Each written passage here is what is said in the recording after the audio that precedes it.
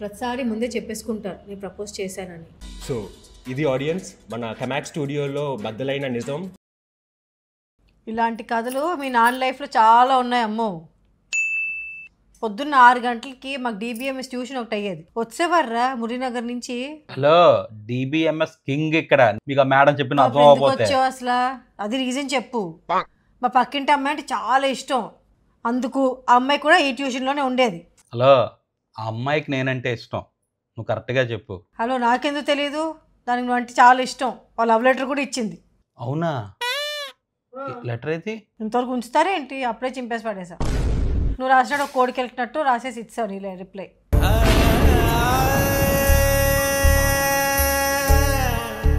మీ కష్టం పగవాడికి కూడా రాకూడదు గురుగారు. చింపేసావా లెటరు? నువ్వు రిప్లై ఇచ్చావని ఇచ్చానని ఏమని రాసావు? నువ్వు నా చెల్లి లాంటి దానివి, ఇలాంటి ఆలోచనలు పెట్టుకోకని రాసా. నువ్వు పెద్ద శాడిస్ట్వే నువ్వు. చెడు ఈ అమ్మ నాకు అప్పుడు డౌట్ వచ్చింది. సడన్ గా ఈ అమ్మాయి ఎట్టి మాట్లాడడం మానేసింది. నేను చూస్తుంటే మొహం అడ్డిప్పేస్తుంది. తెచ్చుకుంటారు కదా లుక్స్. ట్యూషన్కి రావడం మానేసింది ఏట్రా అని చాలా అర్థం అవ్వలేదు. డాడీ నీకు ఎన్ని లవ్ స్టోరీస్ ఉన్నాయి డాడీ? ఇలాంటి చాలా ఉన్నాయి, ఇంకా దాచాం కుప్పలు కుప్పలుగా. ఇది వన్ సైడ్ లవ్. ఇటు పక్క నుంచి కాదు, అటు పక్క నుంచి అమ్మా. చాలా మందికి నేనంటే ఫీల్ అయిపోతున్నావు లెటర్ నీకు ఇవ్వలేదని మమ్మీ. అంటే మన ఒక ఇష్టపడుతున్నారు అది మనకు తెలియలేదు అంటే బాధేస్తుంది కదరా. అయినా నాకు నిజంగా అప్పటికి నాకు మమ్మీకి రిలేషన్ లేదు. అమ్మాయికి నాకు అమ్మాయి లెటర్ ఇచ్చింది తెలుసుంటే నేను ఓకే చేసేవాడినేమో. చక్కగా ఈ పాటికి ఎక్కడో ఉండేవాడిని.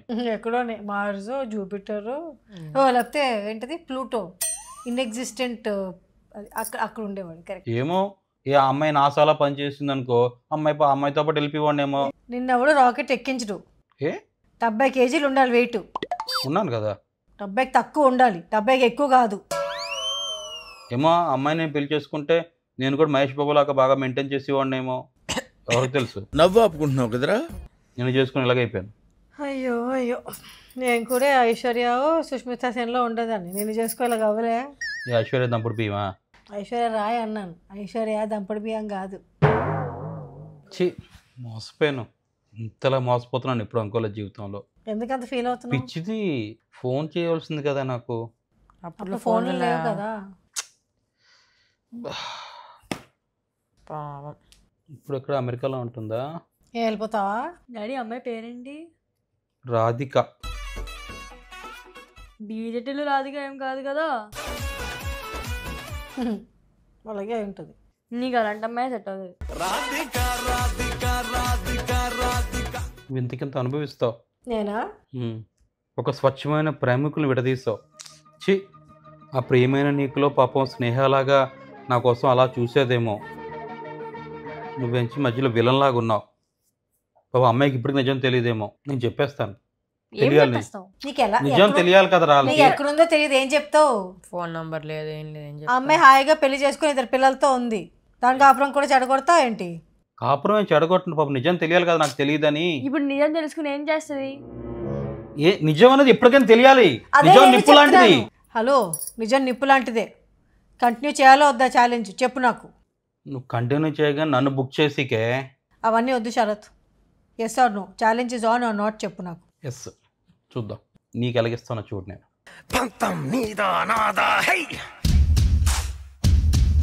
చూసారా, మమ్మీ నన్ను కవర్ చేస్తుంది వాళ్ళ ఇంట్లో, నేను మమ్మీని కవర్ చేస్తాను మా ఇంట్లో.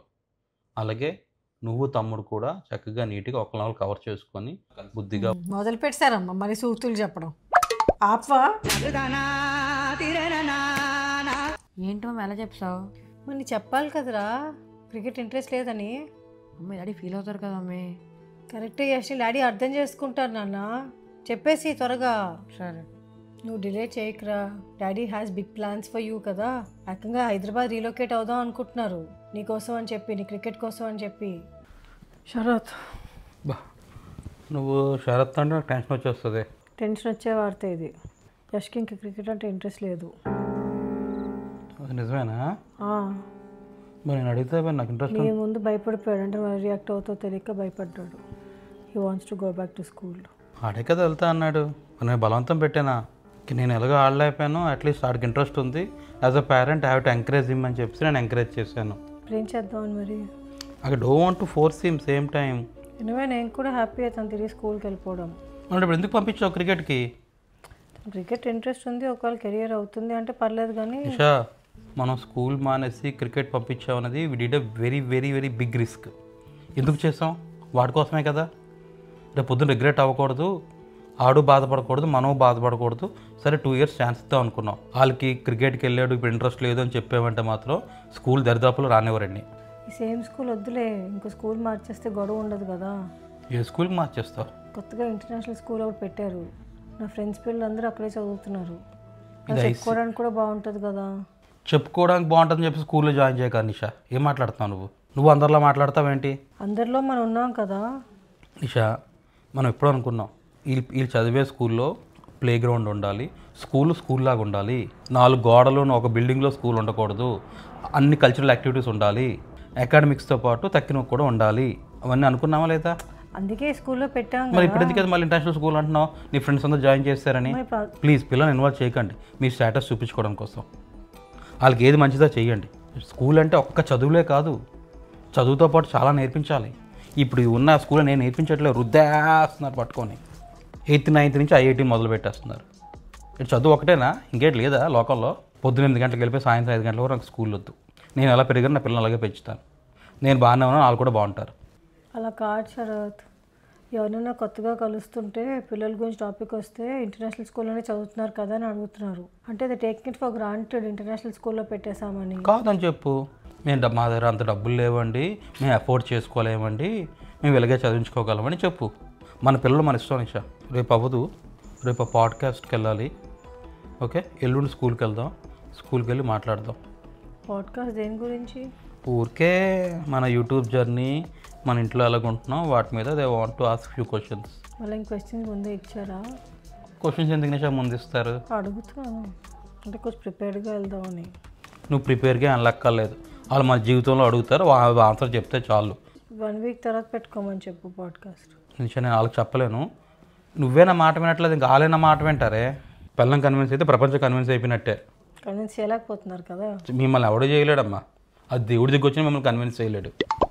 మీరు దేవుడిలా భావిస్తున్నారు కాబట్టి మీరు కన్విన్స్ చేయలేకపోతున్నారు. నీకు పిచ్చి పూర్తిగా ముదిరిపోయినట్టుంది. పదా నేను రెడీ. నిషా, నీకు ఒకటి చెప్తాను చాలా క్లియర్గా. అక్కడ ఈ పాడ్కాస్ట్లో వచ్చినట్టు మాట్లాడితే మాత్రం ప్రపంచం అంతా చూస్తారు మనని. మరి ఛాలెంజ్లో ఉన్నాం కదా శరత్. నా కర్మే ఈ టైంలో పెట్టారు ఆ పాడ్కాస్ట్ వాళ్ళు. నిషా ప్లీజ్ నిషా, లేదంటే పాజ్ చేసేద్దాం ఈ ఒక్కరోజు. నీకు నచ్చినప్పుడు ఆన్ చేయడానికి, నచ్చినప్పుడు పాజ్ చేయడానికి ఇదేం OTT మూవీ అనుకుంటున్నావా? నువ్వు కొంపలు ముంచేస్తావే అక్కడ నోటికి వచ్చినట్టు మాట్లాడి. నేను ఆసరంగా పెట్టాను దిక్కుమాల ఛాలెంజ్, నా చావుకు వచ్చింది. అది నువ్వు ముందు ఆలోచించాలి. నిజాలు చెప్పమన్నా ఒట్టేందుకు ఎంచుకున్నావు? అయితే నాకంటూ కొంచెం ఇమేజ్ ఉంది, దాన్ని పాడు చేయక. నేనైతే నన్ను అడిగితే నిజాలే చెప్తాను శరత్. నువ్వేమైనా అబద్ధం చెప్తున్నా సరే నేను క్రాస్ చేస్తాను. ఇలాగే నీతో చంపేస్తున్నావే నన్ను. మరి ముందు ఆలోచించాలి. పెట్టిన తర్వాత ఇంక ఇప్పుడు ఆలోచిస్తే ఏం లాభం? పదా లేట్ అవుతుంది. నేషన్ వచ్చేస్తుంది నాకు నీతో.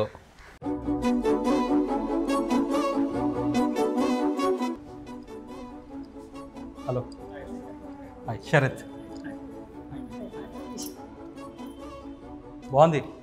వైజాగ్లో ఇంత పెద్ద స్టూడియో ఉందని తెలియలేదు నాకు.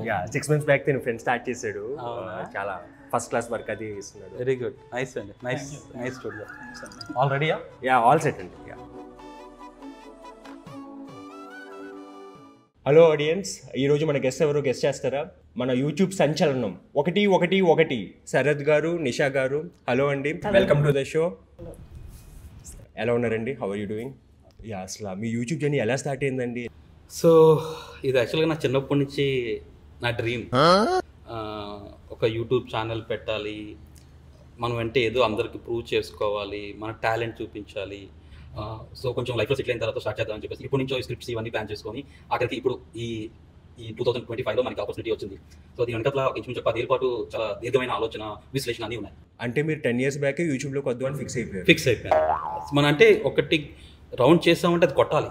అరే ఏం మాట్లాడుతున్నావురా నువ్వు? నీకేమైనా బుర్రున్నదారా? ఎందుకు శరత్ అబద్ధాలు చెప్తున్నావు నువ్వు? తనకి 10 ఏళ్ళు కాదు కదా, ఒక్క రోజు ముందు కూడా ఆలోచించారు. ఆ రోజు దోశలు వేస్తుంటే, మా ఫస్ట్ రీల్ దోశలు వేస్తుంటే నువ్వు దోశలు వేయడం ఆపని చెప్పి ఒక రీల్ చూపించారు. అక్కడి నుంచి మొదలైన జర్నీ ఇది. 10 ఏళ్ళ నుంచి అని చెప్తున్నారు ఏదోని. నీకు తెలియదు, అలా చెప్పాలి, మనం హైప్ క్రియేట్ చేసుకోవాలి. పబ్లిక్ వాంట్స్ దట్ అతి. ఏమీ లేదు, సింపుల్గా స్టార్ట్ చేసామంటే అవ్వదు. తనకు తెలియదండి, ఇది కట్ చేసింది ఎడిటింగ్లో, కొంచెం కట్ చేసి బాగోదు నిషా. సార్ మంది వెరీ ఓపెన్ షో, అలాగా హంగులు ఆర్భాటాలు అంటే అక్కర్లేదు. అలా కాదండి, జనాలకు తెలియాలి కదా, లేకపోతే ఇంత సింపుల్ అందుకే తెలియాలి కాబట్టి చెప్తున్నా నేను. నిషా గారేమో ఇంత బాగా రెడీ అయ్యి వచ్చారు, మీరేమో ఇంత సింపుల్గా రెడీ అయ్యి వచ్చారు. నేను సింపుల్గా ఉంటానండి, నాకు చాలా సింపుల్ లైఫ్ ఇష్టం. ఈ ఆర్భాటాలు హంగులు నాకు నచ్చవు. హాఫ్ స్లీవ్స్ ఈ పూల చొక్కాలు వేసుకుంటే యంగ్ గాను సన్నంగా ఉంటారని అనుకుంటున్నారు. ఎవరో చెప్పారు అనుకుంటా, అందుకే ఇలా వేసుకొని తిరుగుతూ ఉంటారు.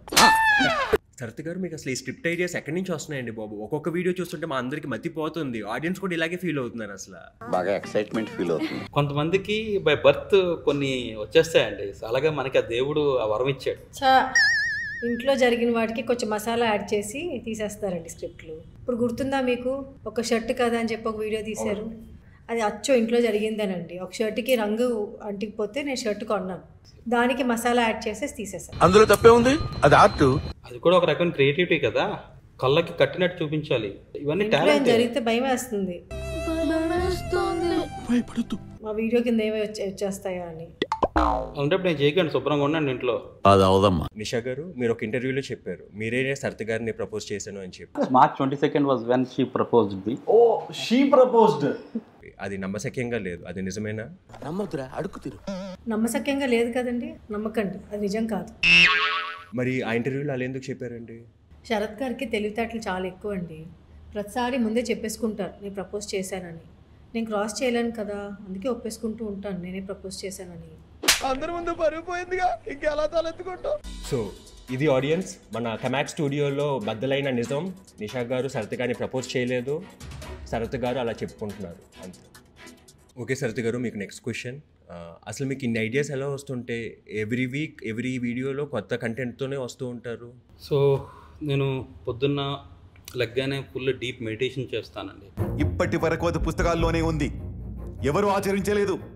చేసేసి తర్వాత అలా బీచ్లోకి వెళ్ళి ఆ సూర్యుడు అలాగా ఉదయిస్తుంటే అలా కూర్చొని సూర్యుడు వైపు చూసుకొని అలా ఆలోచిస్తుంటాను. అక్కడి నుంచి నాకు ఈ స్క్రిప్ట్ ఐడియాస్ అన్నీ తీసుకొని వస్తాను. వీడప్పుడే బీబీసీ రేంజ్లో ఎంచుకుంటున్నాడు. వాడిది గుడ్ ఏం కాదు, మధ్యాహ్నం ఎక్కడ బిర్యానీ తిన్నా అని ఆలోచిస్తూ ఉంటారు. మెడిటేషన్ ఎంతసేపు చేస్తారు, ఎక్కడ చేస్తారో కనుక్కోండి. మెడిటేషన్ ఎన్ని గంటలకు చేస్తారు? అంటే పడుకొని లెగ్గానే చేసేస్తానండి. ఏ టైం కండి? అంటే ఎప్పుడు లేస్తే అప్పుడు చేసేస్తాను. 9-9:30 ఆ టైం చేసేస్తారండి. ఎంతసేపు చేస్తారండి? ఒక 30 to 40 మినిట్సా అండి? సెకండ్స్ అండి. అబ్బా, ప్రతిసారి దీనింటి ఏమిట్రా? మీ ఫేవరెట్ వీడియో ఏంటి? అంటే నాకు అన్ని వీడియోస్ నచ్చుతాయండి. సో నాకు నచ్చిన వీడియో కంటే మా సబ్స్క్రైబర్స్కి నచ్చిన వీడియో ఏదంటే బావొచ్చాడు వీడియో అంటారు. ఆడియన్స్ కూడా చాలా నచ్చి చాలా డిస్కషన్స్ అవన్నీ కూడా అయ్యాయి. కానీ ఆ థాట్ ఎలా వచ్చింది సార్? నాకు ఈ ఆలోచన ఎందుకు వచ్చిందని అడిగే బదులు మీకెందుకు రాలేదని సిగ్గుపడండి. రాయల్ సెల్యూట్లో రాయల్ స్టాక్ కలపాలని అసలు అదేం ట్విస్ట్ అండి, బాహుబలిలో కూడా లేదు అలాంటి ట్విస్ట్. ఈ మాత్రం దానికి ఇంత షాక్ అవుతాడేంట్రా? ఇలాంటివి మా దగ్గర చాలా ఉన్నాయి. అంటే ఈ రాయల్ సెల్యూట్లో వేరే మందు కలపాలని దాని గురించి నేను చాలా నుంచి ప్లాన్ చేస్తున్నానండి. ఏం చేస్తే వైరల్ అవుతుందా అని ఆలోచించి అక్కడి నుంచి వచ్చిన ఐడియా అది. రామచంద్ర, వీడు ఓరాక్షన్ భరించలేకపోతున్నాను రా. అవునండి, చాలాసేపు ఆలోచించుంటారు, 2-3 నిమిషాలు ఆలోచించుంటారు. వీళ్ళ బుర్రలన్నీ అలాగే పనిచేస్తూ ఉంటాయండి, ఏ బాటిల్లో ఏ మందు కలిపేసి ఇచ్చేయాలా అని. అది వాడడం కోసమే నాకు లేని భావన కూడా సృష్టించారు. దీన్నే క్రియేటివిటీ అంటారండి. మీకు అర్థం అవ్వండి. కానీ అదేం ట్విస్ట్ అండి బాబు, చనిపోయిన వ్యక్తి తిరిగి రావడం ఏంటి? అండ్ మీరు కూడా కొన్ని ఎపిసోడ్స్లో ఆత్మలను పెడతారు, అదేం ఇంట్రెస్ట్? సో ఈ గోస్ట్లన్నీ సినిమాటిక్ లిబర్టీ వాడుకొని పెడుతుంటానండి, జనాలకు నచ్చుతుంటాయి ఇలాంటివన్నీ. పెళ్లికి ముందు 2 ఏళ్ల పాటు ఆత్మలతో ఉన్నారు ఒక అపార్ట్మెంట్లో. నిజంగానా అండి? పెళ్ళికి ముందు వేరే దయ్యాలతో ఉన్నాను, పెళ్ళైన తర్వాత వేరే దయ్యంతో ఉంటున్నాను, అంతే, తేడా ఏం లేదండి. నిజంగానే మీరు దెయ్యాలతో ఉన్నారా? అది చాలా పెద్ద టాపిక్ అండి, తర్వాత మాట్లాడుతున్నాం. మీ వీడియోస్లో మీరిద్దరు చాలా ఆదర్శవంతమైన దంపతుల్లాగా ఉంటారు, చాలా అన్యోన్యంగా కలిసిమెలిసి ఉంటారు. నిజ జీవితంలో కూడా అలాగే ఉంటారా? యా మేము ఎలాగుంటాం అదే చూపిస్తున్నామండి అక్కడ. మనం చేయని కూడా ఎంత స్ట్రాంగ్ గా చెప్పొచ్చని మిమ్మల్ని చూస్తేనే తెలుస్తుంది సార్. లాస్ట్ గొడవ మీకు ఎప్పుడైంది? ఒక 5-6 months అయి ఉంటుందా. 5-6 గంటలు అయిందండి. ఇక్కడ రాకముందే ఒక గొడవే వచ్చాం. అంటే చిన్నవి అవుతుంటాయి కదా, వాటిని గొడవలు అనుకోం కదా మనం. గొడవ అంటే నీ ఉద్దేశం ఏంటి? రోడ్డు మీదకి వెళ్ళి బిందెలతో కొట్టేసుకోవడమా? ఓకే ఇప్పుడు మీరు గొడవ పడకండి. సో నన్ను అలా పెంచారండి, ఒక విలువలతో కూడిన పెంపకం నాది. విలువలా ఉలవలా? ఎంత కోపం తెలుసా ఇతనికి. నేను ప్రధాని కోపడిపోయే వాళ్ళకి కనిపిస్తానా? నాకు అసలు కోపం రాదు తెలుసా? ప్రతి మగాడికి ఎంత కోపం ఉంటుందో ఇతనికి అంతే. మేలీగో ఎంత అంత కాదు. నోరేసుకొని పడిపోమంటే పడిపోతారు. పాడ్కాస్ట్ స్టార్ట్ అయ్యేప్పటి నుంచి చూస్తున్నారు కదా, ఎవరెవరిని పడిపోతున్నారు. నేను నిజాలు చెప్తున్నాను, నువ్వు నిజాలు చెప్పట్లేదు అంతే. సరిత గారు, మీరు మంచి క్రికెటర్ అని చెప్పారు, 50 ఓవర్స్ మ్యాచెస్ ఆడుతున్నారని చెప్పారు, చాలామంది బ్యాటింగ్ బ్యాట్స్మెన్ అనడం విన్నాను, కానీ మీరు బౌలర్ అని కూడా అన్నారు. దాని గురించి ఏమైనా చెప్తారా? సో యాక్చువల్గా నేను ఒక మంచి బ్యాట్స్మెన్ని, తర్వాత బౌలర్ కింద అలాగా మారిపోవాల్సి వచ్చింది. నాకు న్యాచురల్ స్వింగ్ ఉంది, దానివల్ల నేనే ఓపెనింగ్ చేస్తాను బౌలింగ్. నేను బౌలింగ్ చేస్తే కంపల్సరీ వికెట్ పడాలి అక్కడ ఫస్ట్ ఓవర్లో, భయపడిపోతారు ఆడడానికి, అలాగ ఉంటుంది మన బౌలింగ్. ఎప్పుడైతే బై రన్నర్ వద్దని రూల్ తీసేశారో అప్పటి నుంచి బ్యాటింగ్ మానేశారండి. అంటే పరిగెట్టడం కష్టం కదా బిట్వీన్ ద వికెట్స్. శత్రువులు ఎక్కడో ఉండరా. టాలెంట్ ఉంది కాబట్టి ఓపెనింగ్ బౌలింగ్ వేస్తున్నారు కదా. Yes, super. చూసావా, అది తెలుసు వాళ్ళు క్రికెట్ గురించి కాబట్టి చెప్పగలుగుతున్నారు. టాలెంటా గడిది గుడ్డ, టీం ఉన్న వాళ్ళు ఎవరైనా చేసుకోవచ్చు ఆ బౌలింగ్. ఇతనిదే కదా టీము, సో ఎవరేం మాట్లాడలేరు, ఇతను నచ్చింది చేసుకుంటారు. మొన్న చెప్పారు మీరు టీ అది చాలా బాగా పెడతాను, నిషా గారు కూడా మీరు పెట్టిన టీ అంటే చాలా ఇష్టం అని చెప్పి, వంటలు కూడా బాగా చేస్తానని చెప్పారు. దుల్లో కూడా వేస్తాను వంటలు. మరి మాకెప్పుడు టీ చేసి పెడతారు? Any time come to my house. అలాంటి వంట కాదు మంది. మీకు ఎప్పుడైనా తిన్న తరగకపోతే రండి, అతను వండి పెడతారు, మీకు మొత్తం పొట్ట ఖాళీ అయిపోతుంది. అంటే బాగా డైజెస్ట్ అవుతుందని అర్థం. ఏదో తేడాగా ఉందేంటి? నిషా గారు, సరిత గారు వీడియోస్లో చాలా అమాయకంగా కనిపిస్తారు, నిజంగా కూడా అంతే అమాయకులుగా ఉంటారా? అంత అమాయకులు ఉంటారండి అసలు?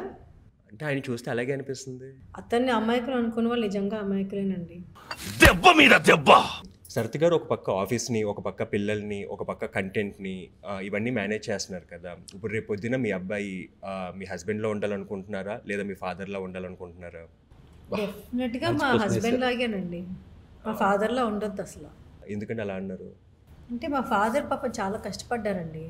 4 గంటలు లేచి టెన్నిస్కి వెళ్ళి కోచింగ్ ఇచ్చి మళ్ళీ వచ్చి జాబ్ చేసుకొని మళ్ళీ మధ్యాహ్నం వచ్చి కోచింగ్ ఇచ్చారు. నా పిల్లలు అలా ఉండకూడదు. అంటే మీ ఆయన కష్టపడట్లేదు అంటున్నారా? హలో, నేను కూడా ఆస్ట్రేలియాలో రోజుకి 12-13 కిలోమీటర్లు నడిచేవాడిని. నువ్వు తిన్నది అరక్క నడిచావు, మాకు తిండి పెట్టడం కోసం మా నాన్న అంత కష్టపడ్డారు. మీకు ఎప్పుడైనా గొడవ అయినప్పుడు మీ ఇద్దరి మధ్యలో సరిత గారు మిమ్మల్ని ఎప్పుడైనా కొట్టారా? అచ్చిచ్చి లేదండి. మరి మీరు? మాటలతో గెలలేనప్పుడు చేతులతో చూపిస్తుంది ప్రభావం. ఏదైనా ఫైట్ అవుతుందా, పాపం తన సమాధానం చెప్పలేదు, కౌంటర్ ఇవ్వలేదు. సో నాకు నవ్వు వచ్చేస్తుంది సీరియస్ ఫైట్లో. నేను నవ్వేసాకల్లా మెంటలెక్కిపోయి చేతులు ఏముంటే ఇచ్చేస్తుంది నా మీదకి. మనం బయటకు వెళ్ళిపోతాం. మనం మాటకి మాట సమాధానం చెప్తాం కదా, వాళ్ళు తప్పు సైడ్ ఉంటారు, అందుకు కరెక్ట్గా ఆన్సర్ చెప్పలేరు. కంటెంట్ వాడుకుని ఒకరి మీద ఒకరు రివెంజ్ తీర్చుకోవడానికి కానీ, ఒకరి మీద ఒకళ్ళు కౌంటర్ వేయడానికి కానీ ఎప్పుడైనా వాడుకుంటారా? అలాగే ఎప్పుడైనా చేస్తారు? వాడుతూ ఉంటారండి. నాకు చెప్పలేనివి, మా ఫ్యామిలీకి చెప్పలేనివి కంటెంట్ ద్వారా చెప్తూ ఉంటారు.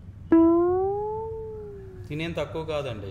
ఈరోజు షూట్ చేయాలి అంటే ఇక మేడం ఫుల్ చాలా ప్రైసీగా యాక్ట్ చేస్తుంది. ఓకేనా, ఇంకా మొత్తాన్ని వచ్చేస్తాయి పాతవాన్ని. నేను ఇంకా ఎలాగంటే ఇదేదో నా కోసమే చేసుకుంటున్నాను, తనకు సంబంధం లేదు అన్నట్టు సీన్ క్రియేట్ చేస్తుంది. అంతే, ఇంకా ఏం అడిగినా చిరాకు పడిపోద్ది. ఎందుకంటే వీడియో షూట్ ఉంది కదా, ఏమంటే నేను తీయను, ఇంకెవరితో తీసుకో.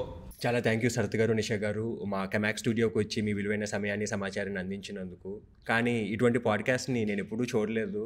బేసిక్గా మనం పాడ్కాస్ట్ చేస్తే ఆడియన్స్ దానికి కాంప్లిమెంట్స్ ఇస్తారు, కానీ ఇక్కడ మీరు ఒకటి చెప్తే దానికి మీ ఆవిడే కామెంట్స్ ఇస్తున్నారు, కౌంటర్లు ఇస్తున్నారు. It was a very fun and interactive session. నేనైతే ఎప్పుడూ చూడలేదు ఇలాంటి పాడ్కాస్ట్. చాలా థ్యాంక్స్ ఫర్ యువర్ టైం. మీకు ఫన్ అండి, మాకు ఫ్రస్ట్రేషన్. F4 సినిమా తీయొచ్చేది అలాగే ఉంది మా పరిస్థితి. ఎనీవే, థ్యాంక్ యూ అండి. Thank you so much.